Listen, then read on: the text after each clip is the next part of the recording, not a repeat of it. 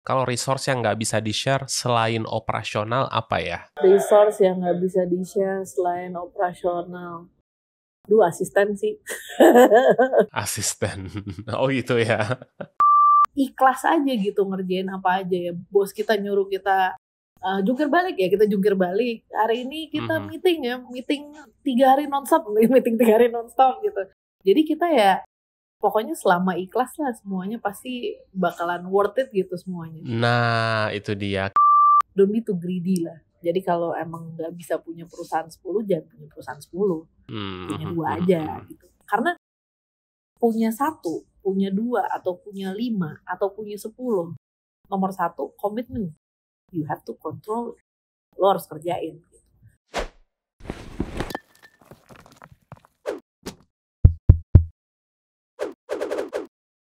Now you are listening to The Spice Guy. Halo guys, welcome back with me The Spice Guy. Kita lagi coba format baru nih, podcast berupa online.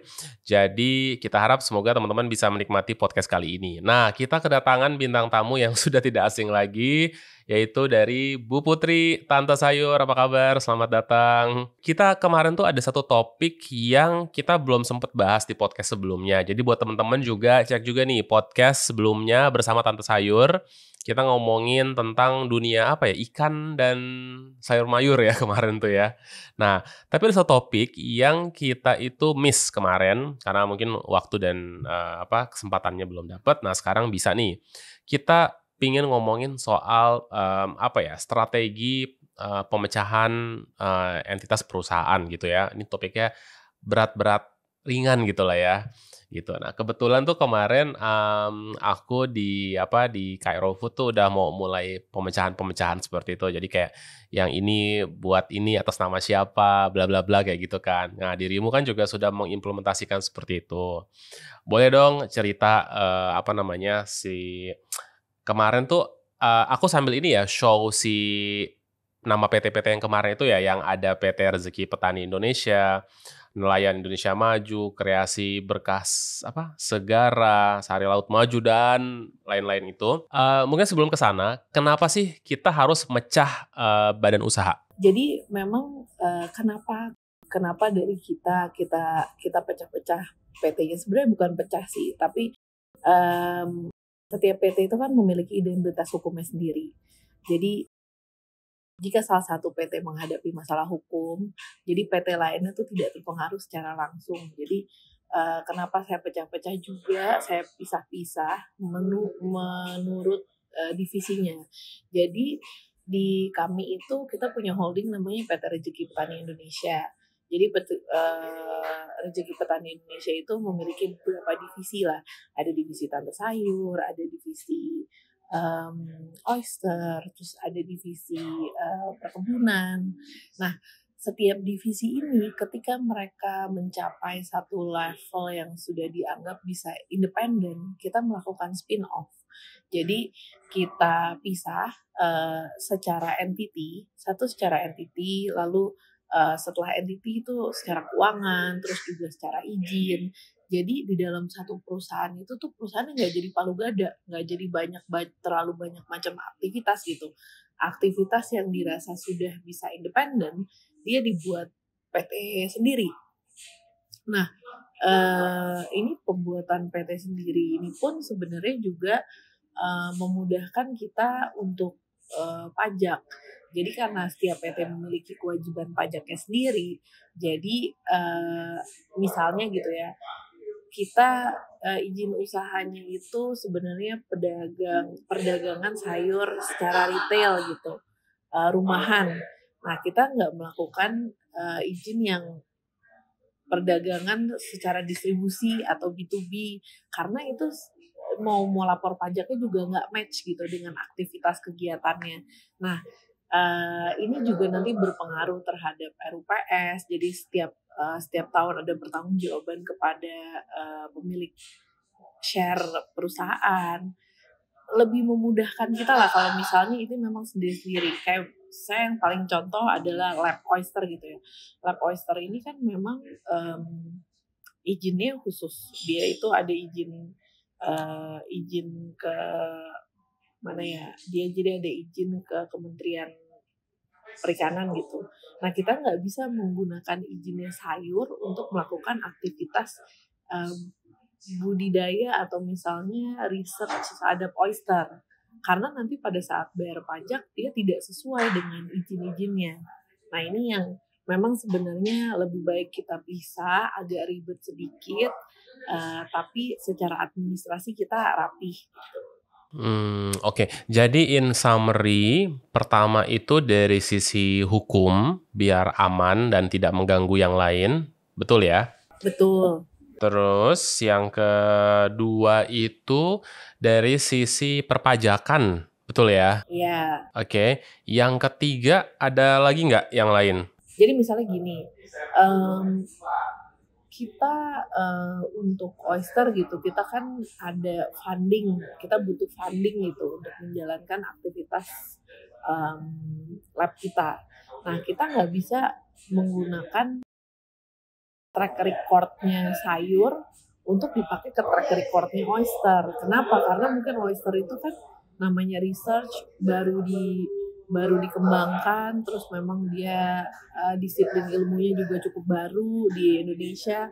Nah ini yang saya nggak mau mencampur adukan gitu supaya nanti bisnis sayurnya juga nggak berantakan. Dia punya beban atas lab oyster. Jadi memang saya pisah-pisah. Oke, aku mulai kebayang. Tapi pertanyaannya gini, apa patokan kita sudah harus memisahkan sebuah usaha yang memang naluri bisnisnya berbeda? Kapan itu harus dikeluarkan atau di-split? Contoh misalkan, let's say, case-nya aku gitu ya, aku misalkan ada khusus untuk research, aku ada khusus untuk misalkan bumbu, aku ada khusus untuk rempah, aku ada khusus lagi misalkan let's say, ngomongin 3 itu dulu deh misalkan. Apakah tadi untuk R&D itu harus dipisah, beda perusahaan khusus R&D? Apakah untuk istilahnya anggaplah penggilingan itu nanti harus beda lagi, terus untuk budidaya beda lagi, untuk mixing bumbunya beda lagi, menurut Bu Putri gimana? Kalau saya sih sebenarnya biasanya orang tuh bikin spin-off itu based on revenue. Tapi kalau saya tuh lihatnya dari alur uang masuk sama keluar.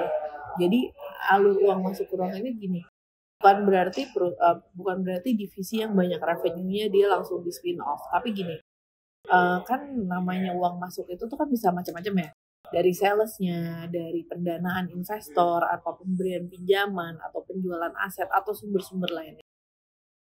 Sedangkan uang keluar tuh biasanya ada biaya operasional, gaji karyawan, pembelian inventaris aset, pembayaran utang, pajak, atau pengeluaran lainnya yang terkait dengan kegiatan bisnis. Nah, kalau ini kita campur-campur, misalnya contoh gini ya, kita campur-campur kegiatannya divisi ini untuk divisi lain gitu, itu otomatis tuh akan kita setiap bisnis kan kita bikin P&L-nya. Jangan terlalu pressure gitu ya. Kita kan UMKM kok harus ada business plan ya, harus ada cost structure-nya.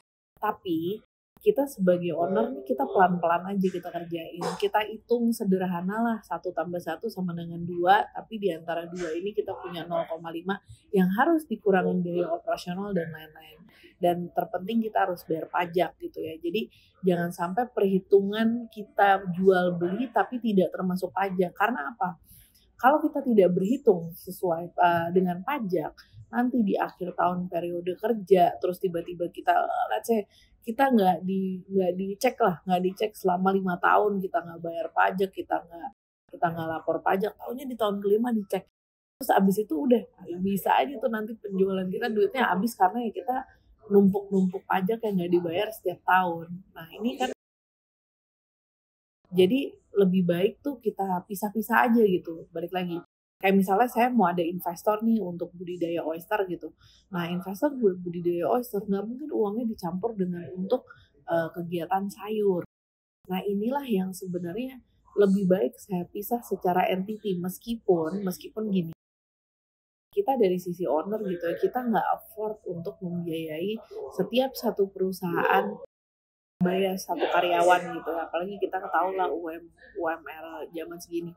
Mungkin dari yang sayur dia kemampuan bayarnya misalnya sekian gitu. Untuk yang lab oyster kemampuan bayarnya segini. Kita tinggal ngobrol tuh sama karyawan. Misalnya apakah karyawan ini kan sensitif ya. Apakah karyawan bersedia melakukan pekerjaan di 2 perusahaan, tapi mereka harus paham dalam artian gini, sebenarnya mungkin kegiatan saya punya 1 perusahaan bukan berarti saya kaya nih.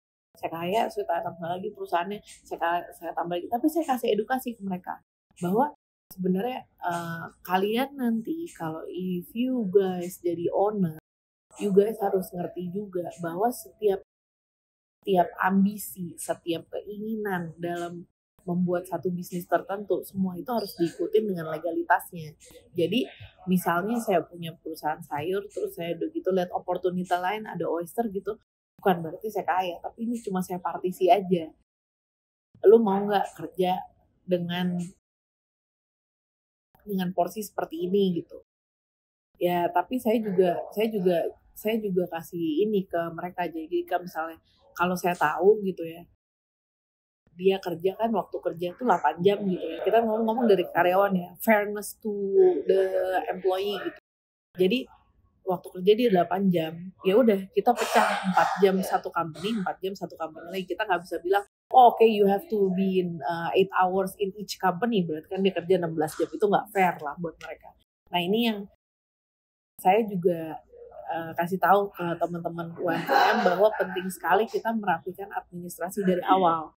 Karena kita juga nggak tahu nih, misalnya kita ada pendanaan dari investor, atau kita jual saham kita kepada investor baru. Nggak mungkin kita satu perusahaan itu tuh kita amprokin jadi satu komisarisnya gitu. Investornya kita amprokin jadi satu. Kita nggak pernah tahu kalau misalnya ternyata A dia interest to invest di sayur gitu. Terus ya, tapi yang C dia interestnya invest di oyster. Tapi ternyata A sama C ini nggak temenan gitu. Ya kita ya wes mendingan bisa-bisa perusahaan atau misalnya beda geng, beda pergaulan, beda ini. Jadi balik lagi sih kalau dari tempat saya gitu ya. Jadi saya tuh ada beberapa yang emang kita megang keseluruhannya, ada yang memang kita partisi. Oh yang ini cuma bisnisnya ini, yang ini bisnisnya ini. Ini banget ya, apa namanya, sensitif banget. Tapi menurut saya kita sebagai pengusaha ya gitu ya, dan kita kan ya namanya kita juga punya pertemanan lah. We want to make everybody happy, ya caranya dengan ini. Memang kita harus partisi ya sendiri-sendiri lah, nggak kita campur aduk semuanya. Karena kalau campur aduk semuanya, akhirnya kita juga jadi nggak fokus. Oh ini, aduh ini ngutangin ini ngutangin ini tuh. Akhirnya jadi keuangannya berantakan semuanya. Jadi bisa semua gagal bayar gitu. Nah ini yang sebenarnya kita hindari, makanya kenapa dari awal saya rapin administrasi supaya bisa di jalan semuanya. Dan yakin aku, ketika kita partisi kayak gini, kita akan lebih fokus terhadap satu bisnis. Setuju. Bu Putri, tadi kan sempat dibilang kalau pemecahan itu bisa based on si bisnisnya itu ya, naluri bisnisnya atau item apa yang dijual. Tapi kan sebenarnya yang paling penting tadi disebut pertama adalah ketika based on profit ya. Ini apakah maksudnya status UKM yaitu 4,8 miliar itu? Wah itu sebenarnya saya nggak gitu ngerti ya part itu. Memang cuman ada beberapa yang ya kita sebagai warga negara jangan terlalu ngakal-ngakalin lah ya. But it's illegal kan, dalam artian it's okay, fine, nggak ada masalah. It's illegal, tapi ya balik lagi lah, kita berusaha sebaik-baiknya karena untuk mengikuti peraturan gitu. Memang ada beberapa perusahaan yang dia ngakalinnya gitu, ya udahlah kita ini lagi. Tapi saya rasa itu sebenarnya bukan jadi alasan utama kenapa setiap bisnis itu tuh harus memiliki entity masing-masing gitu. Tapi itu salah satu kayak privilege aja lah, privilege. Jadi misalnya let's say ya, saya bukan orang pajak, tapi mungkin misalnya teksnya sayur sama teksnya ikan tuh beda gitu. ada insentif di sayur, ada atau misalnya ikan punya insentif sendiri. Nah ini kalau ketika kita memisahkan bisnis-bisnis tersebut, jadi mungkin bisa lebih ditata lebih baik gitu. Jadi bisa hitung-hitungannya cost structure-nya bisa lebih dioptimalkan, benar.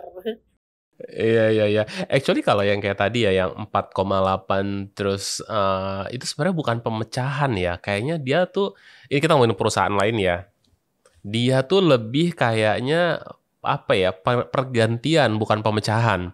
Jadi, aku ada vendor apa klien ya? Klien deh kayaknya deh, yang dia melakukan hal seperti itu. Jadi tuh, tiap 3 tahun, dia tuh ganti PT gitu loh, ya. Tapi usahanya tetap sama, nggak berubah. Nah, itu ya, mungkin kalau case-nya seperti itu. Tapi kalau memang pemecahan, I think it's, different ya. Misal, kayak case-nya aku lah, misalkan, ya udah aku mau pecah nih untuk yang rempah sendiri, misalkan bumbu sendiri, misalkan penggilingan sendiri, mmm, I think itu oke-oke aja sih harusnya. Tante sayur misalkan, sayur sendiri, ikan sendiri, nanti let's say misal tiba-tiba ada tren apa, misal gitu ya, ini deh, beras kan lagi mahal nih ceritanya, lagi langka lah. Somehow ya udah beras dipisah lagi, dipecah lagi, itu kan boleh-boleh aja kan? Boleh, tapi saya gini, kalau kita kan sebenarnya punya tujuan sendiri ya, kenapa kita melakukan pemecahan tersebut. Jadi kalau saya sudut pandang saya tuh sebagai ibu sebenarnya. Jadi kalau saya tuh ngayalnya for the future saya pengen anak-anak saya tuh bisa running bisnis saya, tapi saya nggak mau mereka ribut lah, nggak dalam satu company. Jadi kenapa saya pecah-pecah? Menurut saya track record itu penting banget. Jadi saya nggak mungkin try cuma karena avoid satu peraturan tertentu, kita bilangnya avoid ya, satu peraturan tertentu, terus udah gitu kita gonta-ganti PT, terus kita ganti nama, ganti track record.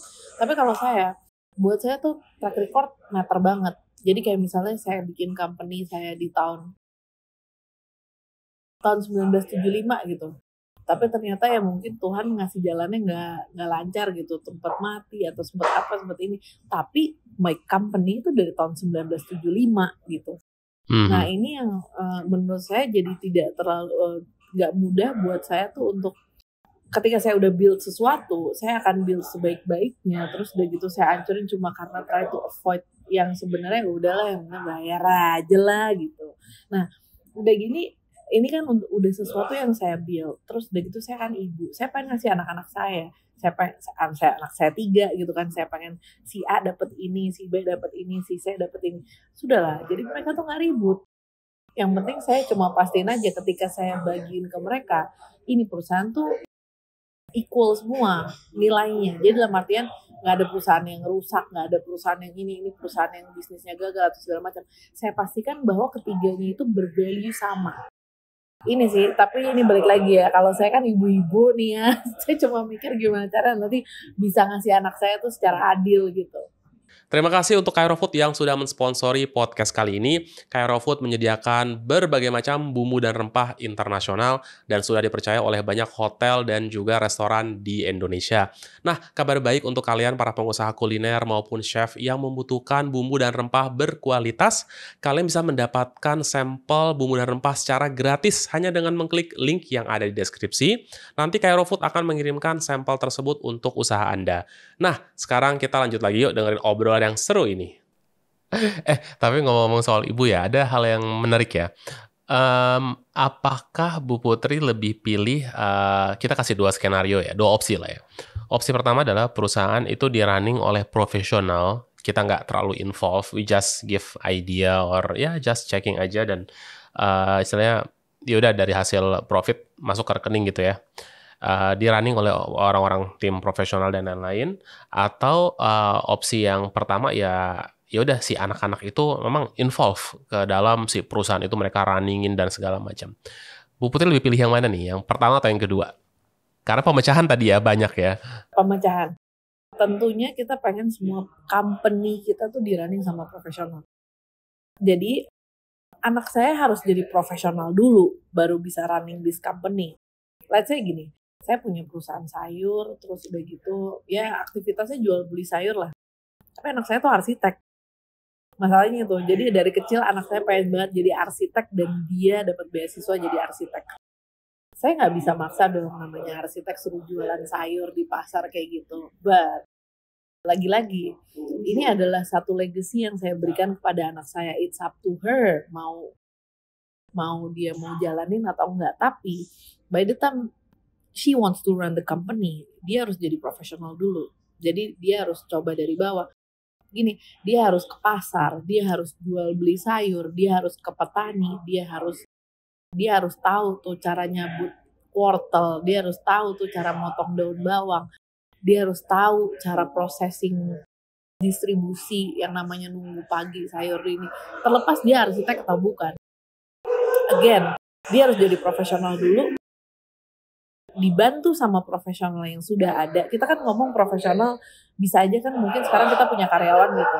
Karyawan kita very loyal sama kita, ikut 20 tahun kerja, terus udah gitu ya let's say mereka jadi COO kita atau mereka jadi manajemen level yang tinggi gitu. Kita udah gaji mereka tinggi kan, they are professional. Nah, tapi tetap aja anak-anak saya harus melalui fase mereka harus jadi profesional sampai akhirnya mereka bisa take care their company gitu. Jadi saya nggak bakalan ngasih mereka kayak tulen bulat-bulat. Oh nggak gitu. Belajar dulu lah. Belajar dulu dari bawah. Belajar dulu. Apalagi kan kalau company saya ini tuh tipikalnya company-company yang padat karya ya, yang melibatkan banyak orang, melibatkan masyarakat, melibatkan mekanisme pasar segala macam. Ini kan butuh kematangan emosional. Jadi nggak bisa yang kayak anak owner masuk langsung datang terus begitu mereka jadi bos, nggak bisa.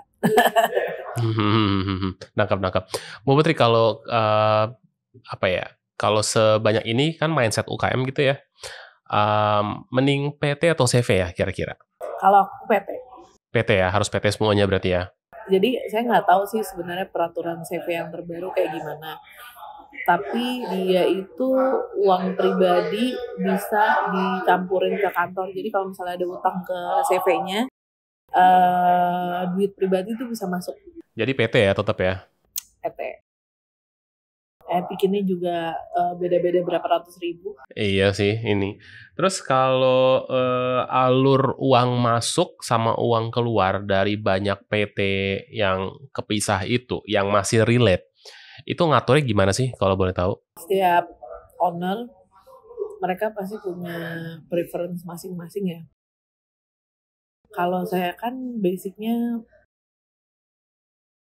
pengen administrasinya rapi. Jadi saya tuh punya ada finance corporate sama legal corporate. Meskipun saya UMKM, balik lagi nih, saya cuma UMKM nih. Saya nggak pernah mencampur adukan satu keuangan ke keuangan lain. Jadi memang saya pisah-pisah.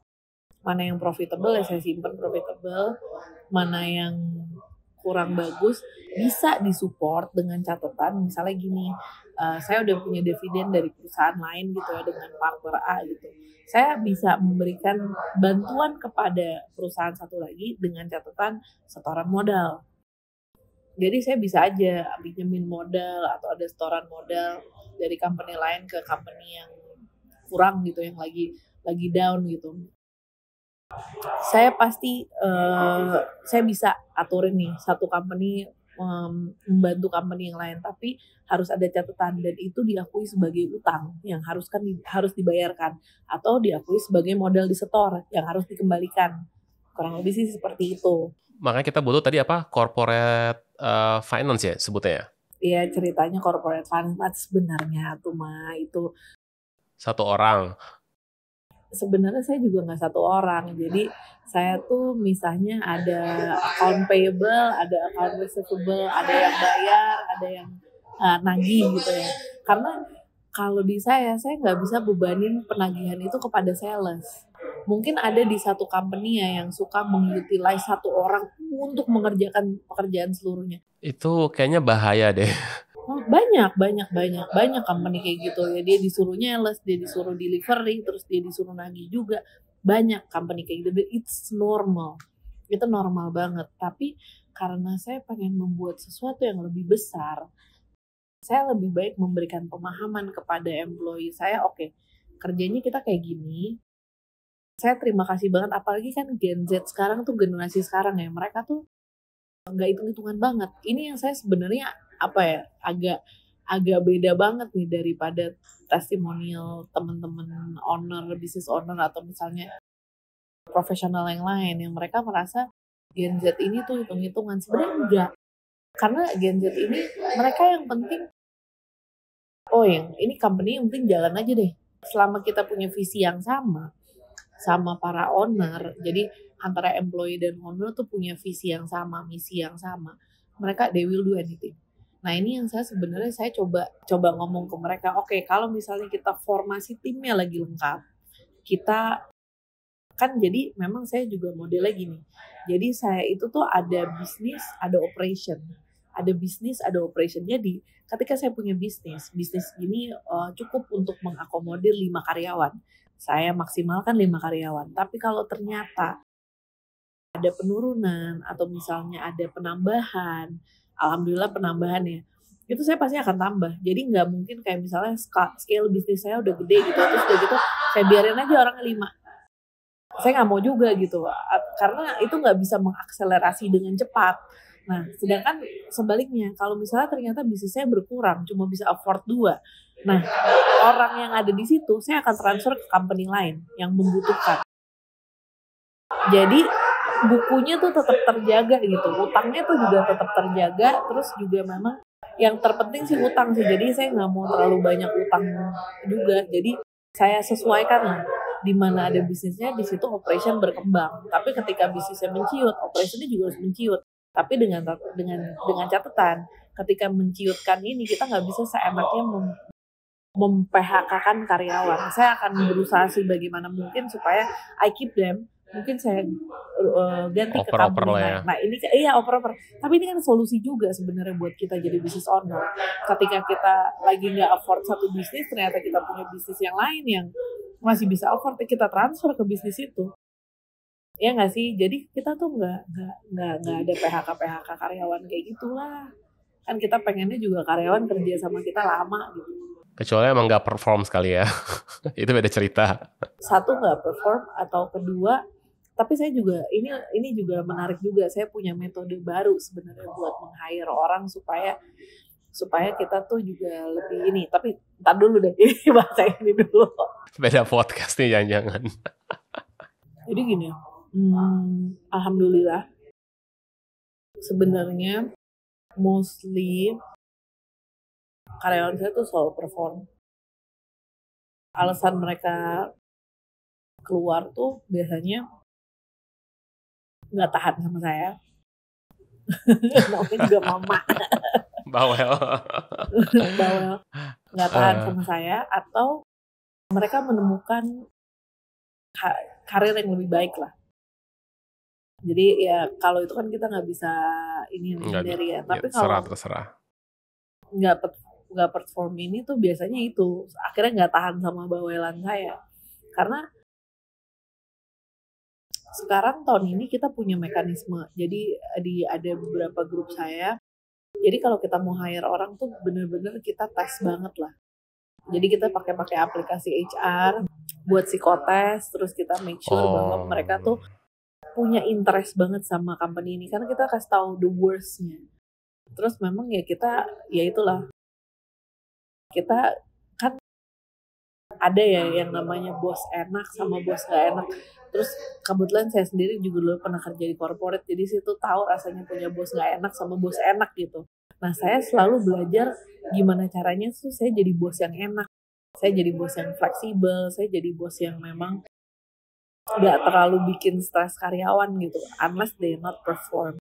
Balik lagi, setiap orang di dalam company itu kan punya job desk. Nah saya memastikan job desk dari satu karyawan yang lain itu berkesinambungan. Kalau mereka karyawan A tidak mengerjakan job desknya mereka sesuai dengan yang kita udah berikan, otomatis yang B nggak bisa kerja. Dan itu pasti ada macet tuh di operasional. Itu saya bikin biasanya company kayak gitu. Jadi berkesinambungan kerja. Kalau si A nggak ngerjain kerjaannya ya B nggak bisa kerja, C nggak bisa kerja, D nggak bisa kerja, akhirnya operasional jadi nol hari itu. Nah itu saya selalu bikin kayak gitu. Jadinya akhirnya apa? Orang-orang yang nggak perform ini akan merasa bersalah. Karena mereka, iya nih gara-gara gue nih jadi nggak jalan hari ini gitu. Karena ya belajar dari beberapa pengalaman saya tuh memang balik lagi, kita owner itu nggak ada yang namanya orang tuh kerja sama kita. Pasti kita tuh kerja buat dia. Karena ya kita harus, setiap hari kita harus ngajarin, setiap hari kita harus ngasih tahu, setiap hari kita harus kasih guidance. Kita tuh nggak bisa expect semua karyawan tuh bekerja otomatis gitu. Itu udah nggak mungkin. Setuju nggak? Setuju. Anyway, Bu Putri, let's say kita coba spesifik aja ya. Posisi-posisi tertentu untuk menghandle grup-grup perusahaan tersebut ya. Let's say kita ngomongin ini deh, legal ya. Legal tuh ini kan sih yang ngecek ini ya, yang ngecek misalkan oke ini secara hukum udah bener belum misalkan, atau misalkan ini kalimatnya udah apa perjanjian-perjanjian ini udah bener belum misalkan. Itu ada satu orang menghandle semuanya. Jadi kayak like this person dia jatuhnya apa ya? Konsultan gitu kali ya. Nge-handle semuanya, atau emang di setiap perusahaan masing-masing punya orang tersebut. Itu kalau posisi itu ya. Atau gini deh, jangan ke sana deh. Kita ngomongin accounting deh. Kalau misalkan kayak accounting, itu di setiap perusahaan ada atau satu orang nge-handle semuanya? Kembali lagi, ada bisnis, ada operasional. Ada bisnis, ada operasional. Accounting tuh juga menurut saya part operasional juga. Jadi ketika bisnisnya mampu membiayai satu accountant, saya akan bayar. Tapi kalau nggak mampu, biasanya saya double-double. Dan saya tanya gitu sama accountingnya, mau nggak ngurus 2 perusahaan, mau nggak ngurus 3 perusahaan, bisa nggak laporan keuangannya tuh. Saya pasti akan lihat gini, transaksi sayur itu harian, kecil-kecil. Nominalnya mungkin sama dengan transaksi oyster yang cuma sedikit, tapi nominalnya gede gitu, nominalnya lebih besar. Nah ini tuh yang saya akhirnya jadi nanya, biasanya saya nanya balik ke employee, mau nggak ngerjain ini, kompensasinya segini, kalau nggak mau ya udah. Tapi balik lagi, dihitung-hitung aja. Jadi kalau misalnya bisnisnya afford, ya dia ya kita hire. Kalau enggak, saya tuh juga punya opsi namanya retainer. Jadi ada profesional yang sebenarnya mereka mau nyari side job. Nah, profesional ini nyari side job ya kita sepakatin berapa nominalnya. Terus dia akan membantu kita untuk bikin laporan keuangan, laporan apa. Memang kan sebenarnya banyak aplikasi, banyak tools lah buat mengerjakan akuntansi pencatatan keuangan ini. Tapi balik lagi, nggak semua owner itu tuh bisa loh ngerjain pencatatan. Ada some owners they're not really good with the numbers, terus tapi mereka juga punya inisiatif bisnis bagus. Memang kita sebagai owner itu tuh di expect buat bisa ngerjain semuanya gitu. Semuanya, tapi ya bener. nggak bakal bisa gitu, nggak bakal bisa. Jadi kita kalau memang kita tidak mampu, lebih baik kita retain ke profesional dengan janji berapa, terus nanti mereka take care gitu. Jadi at the end of the month kita dapat kita dapat output laporan keuangan. Nah, laporan keuangan ini kenapa penting? Kita harus bikin laporan keuangan setiap bulan supaya kita bisa lapor pajak nanti di akhir periode. Jadi secara singkat adalah jawabannya, kalau memang bisa dihandle oleh satu employee, silahkan. Tapi kalau misalkan memang ada budgetnya, ya silahkan ditambah. Atau opsi yang terakhir yaitu dengan kita pakai ya jasa konsultan atau apa tadi sebutnya retainer gitu ya. Tapi soalnya kalau konsultan tuh bahasanya apa ya? Terlalu berat lah. Terlalu berat. Tapi kurang lebih intinya sama lah ya gitu ya. Tapi tuh ini gak sih, kayak data kita tuh malah jadi keluar gitu gak sih? Mending prefer orang di dalam aja gitu. Balik lagi tadi ya ke mindsetnya business owner gitu. Business owner sama profesional. Kita tuh dipaksa untuk bisa semuanya gitu ya. Tapi balik lagi, kemampuan orang buat menganalisa itu juga nggak sejago itu. Menganalisa dan mengcopy melalui data. Kalau aku sih percaya itu ya. Jadi ada beberapa orang yang aku dari awal gini lah. Kan dulu juga pertamanya aku takut-takut tuh pakai jasa profesional retainer kayak gitu. Aduh nanti data gue bocor ya, mereka bisa tahu data gue A, B, C, D, E, F, G. Tapi akhirnya aku juga ngukur gitu loh orang tersebut. Emang sebenarnya tuh orang mampu gak sih mengcopy bisnis kita gitu ya? Kayaknya orang yang lebih cepat dan jago mengcopy bisnis kita itu ya orang internal kita sendiri. Jadi orang Indonesia khususnya konten gitu, mereka jago banget menganalisa data, tapi bukan berarti mereka tuh mau switch jadi pengusaha itu gitu.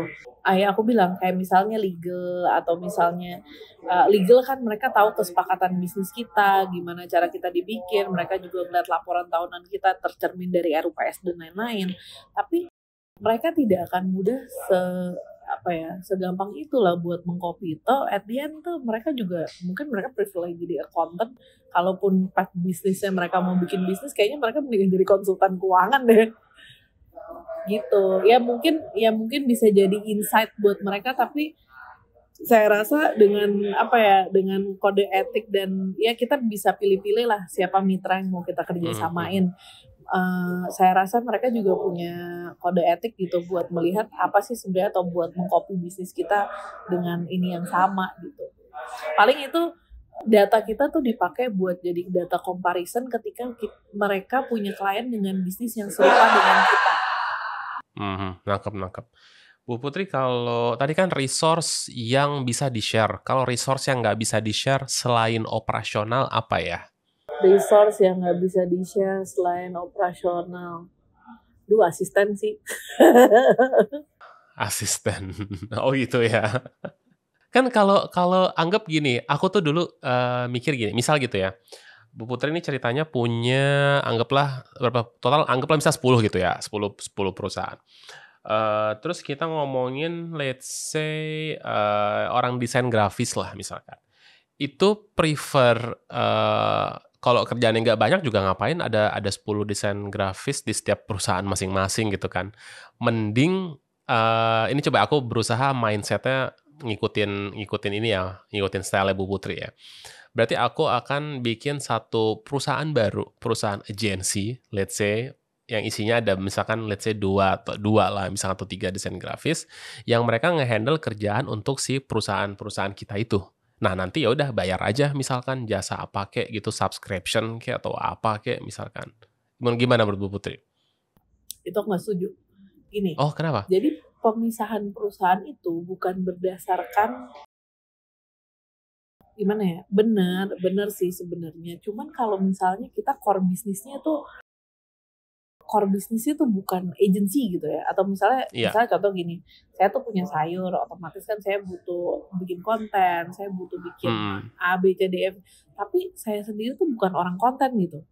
Misalnya saya nggak tahu cara bikin podcast, terus saya nggak tahu cara bikinnya, tapi saya capable, saya punya uang tuh buat bikin perusahaan podcast gitu, atau saya punya uang buat bikin perusahaan agency. Tapi kalau saya tuh nggak mau kayak gitu juga. Tapi balik lagi nih, perusahaan media ini tuh apa sih?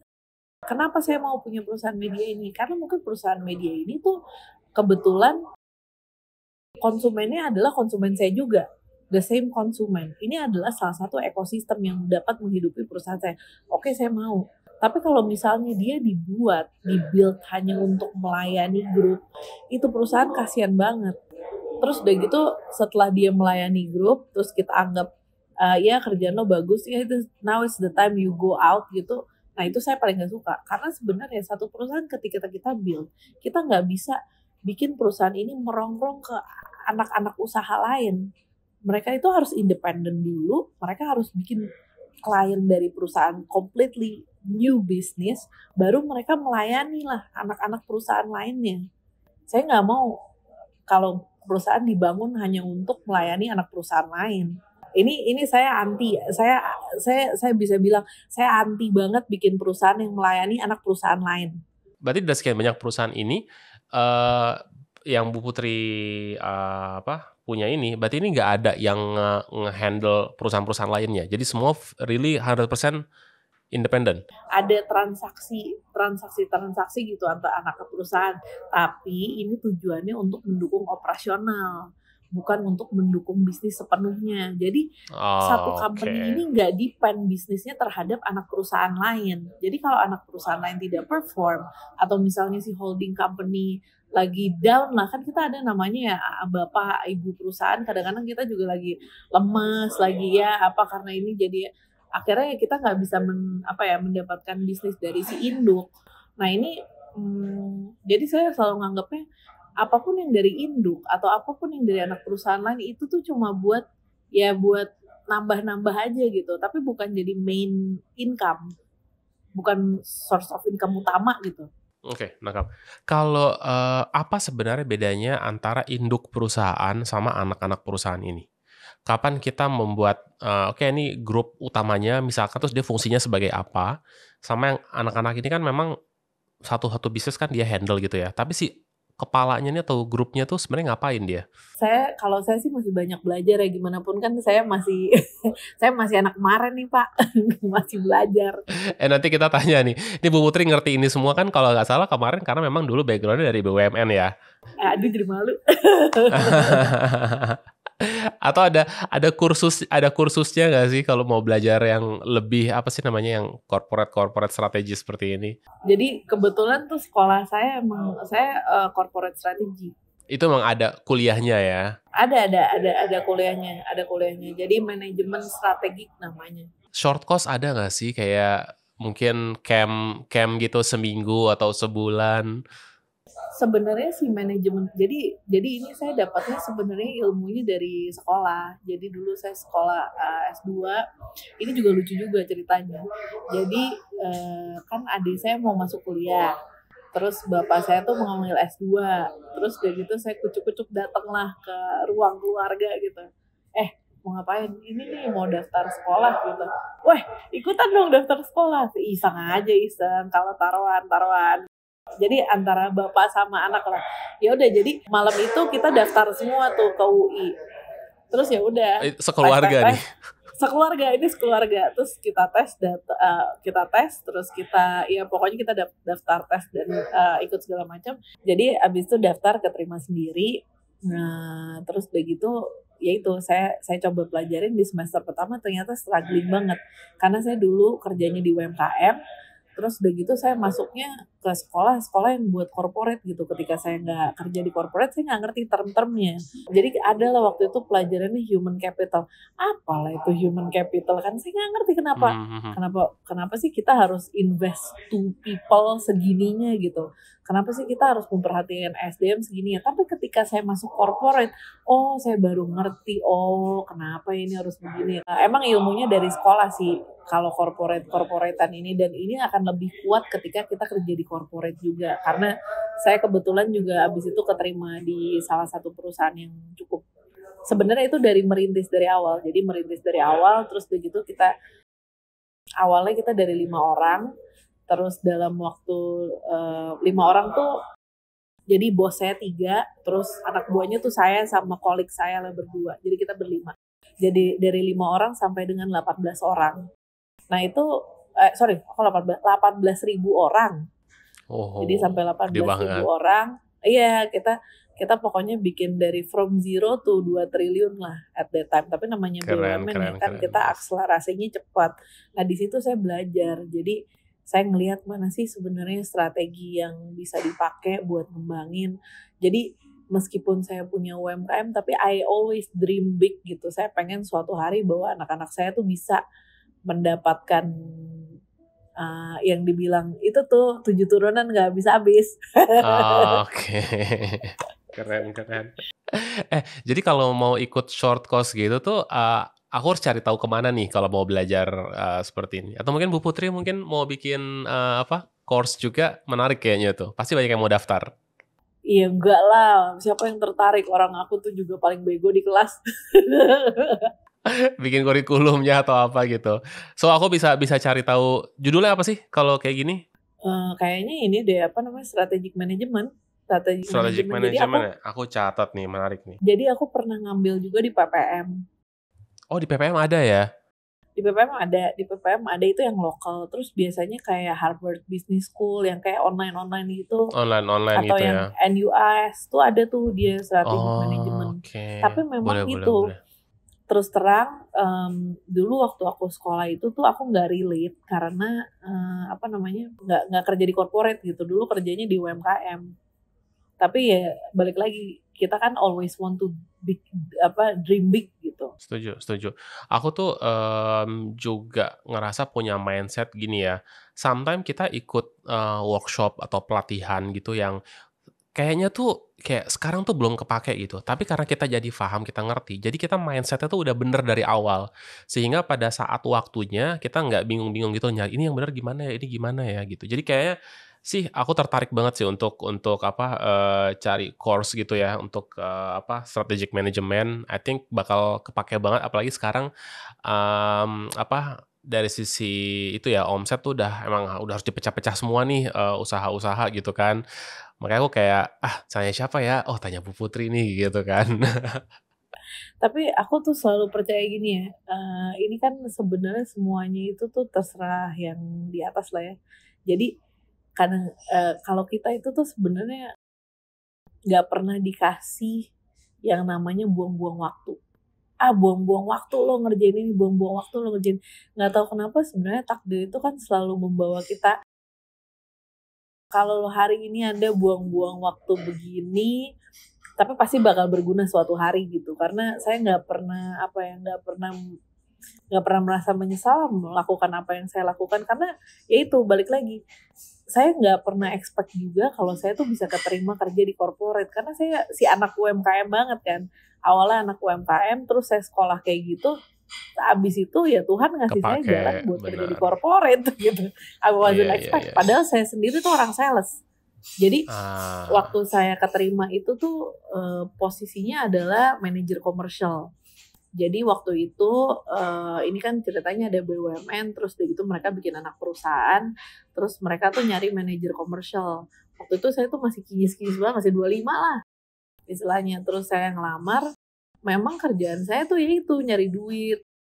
Terus udah gitu ya pikiran saya, oke lah sales. Terus pas saya nyemplung, ternyata sales itu nggak cuma nyales, saya juga harus melakukan business development. Terus habis business development kok jadi corporate acceleration, kok gue harus ngurusin apa? Jadi kayak banyak banget gitu yang dikerjain. Ternyata ya udah, ya tapi karena dengan punya mindsetnya UMKM itu, akhirnya company saya ini bisa jadi gede banget. Karena apa? Ya udah, kita kan kalau di UMKM kan ngerjain A sampai Z sendiri gitu. Jadi kita ikhlas aja gitu ngerjain apa aja ya. Bos kita nyuruh kita jungkir balik ya kita jungkir balik. Hari ini kita meeting 3 hari nonstop, meeting 3 hari nonstop gitu. Jadi kita ya pokoknya selama ikhlas lah semuanya pasti bakalan worth it gitu semuanya. Nah itu dia, kadang nggak semua orang bisa kayak gitu ya, ikhlas gitu ya. Jadi kadang ada perhitungan-perhitungan tertentu yang bikin kita juga jadi perhitungan juga gitu loh. Itu ada juga. Jadi saya belajar juga dari partner saya. Jadi kemarin saya ada satu company gitu ya, yang memang partner saya ini tuh senang banget membaca saya. Jadi cara dia menegur saya itu tuh bukan dengan kayak, lu jangan kayak gini, buang-buang waktu gini. Tapi dia gini, jadi dia bukain tuh ada aplikasi khusus buat membaca karakter orang. Ini lucu banget. Terus dia bacain. Okay. Terus dia cuma bilang gini, Put, jadi gini, menurut aplikasi ini, lu itu orangnya nggak bisa bilang enggak. Nah baiknya lu boleh belajar bilang enggak. Halus banget ya dia. Halus banget. Caranya muter gitu ya. Caranya muter, tapi habis itu iya udah deh, I will say no to this, I will say no to that. Iya. Tuh Bu Putri, tahu dari mana, kan ini ada banyak nih ya perusahaan nih. Tahu dari mana kalau ada masalah di satu tempat? Jadi alarmnya apa nih gitu? Sensor alarmnya apa? Misalkan, nih di sana udah mulai berasap nih di bagian apa misalkan. Nih harus apa nih? Tahu dari mana tuh triggernya? Ya balik lagi dari laporan keuangan, dari operational lah. Jadi kan kita bisa melihat hari-hari itu tuh apa sih aktivitasnya yang progresnya tuh kayak apa gitu. Jadi kita sebagai business owner itu kan kita harus memantau nih apa sih yang terjadi. Emang nyebelin buat orang-orang tuh bikin report karena gimana pun kan aduh bikin report nih si bos minta report ini, si bos minta report itu. Sebenarnya tuh kita bukannya apa ya, membebankan administrasi gitu, kayak terlalu banyak report atau gini, cuman supaya kita bisa kontrol juga. Biasanya saya tuh kontrol dari laporan keuangan, sama ya progres mingguan aja sih. Dari itu aja, itu alarmnya. Tapi dan kita tuh kayak gini, don't be too greedy lah. Jadi kalau emang nggak bisa punya perusahaan 10, jangan punya perusahaan 10. Punya 2 aja gitu. Kalau emang mampunya cuma 3 ya 3 aja gitu. Jangan kayak pengen party sini, pengen party itu, gue bikin 10 perusahaan gitu. Tapi abis itu lo nggak bisa kontrol. Karena punya 1, punya 2, atau punya 5, atau punya 10. Nomor 1, komitmen. You have to control. Lo harus kerjain. Gitu.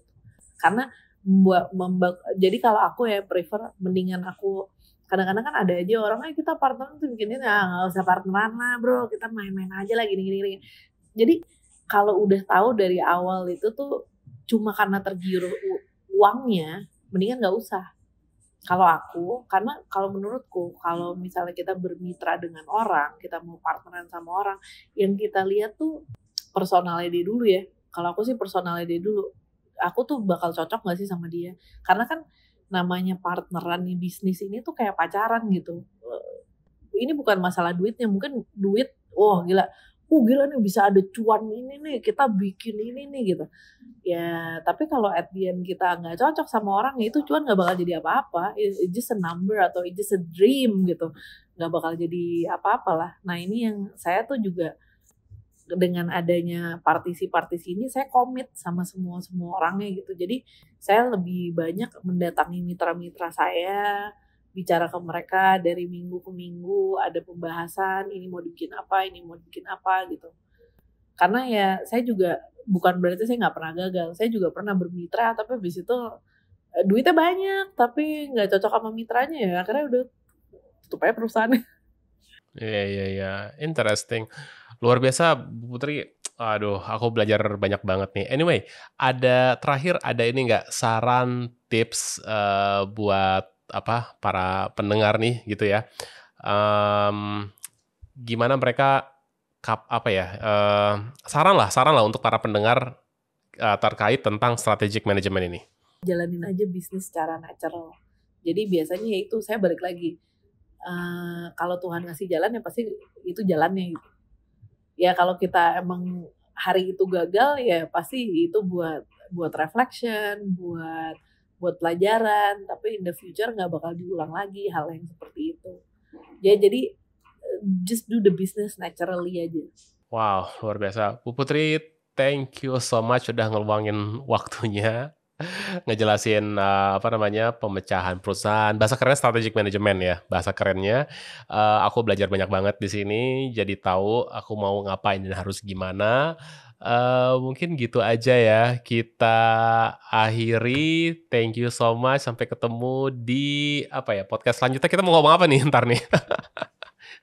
Tapi jadinya gue mulu. Jadi series. Kapan nih masak bareng nih kita? Ayo kita masak-masak yuk. Kita masak-masak sambil kita lucu juga tuh. Kita masak-masak sambil ngomongin bisnis.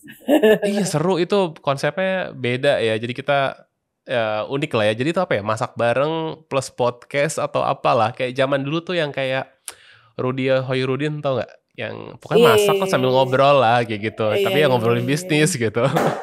Oke lah Bu Putri, thank you once again, thank you so much. Ditunggu masak-masaknya ya. Sip, thank you. Assalamualaikum. Thank you. Bye, salam. Bye.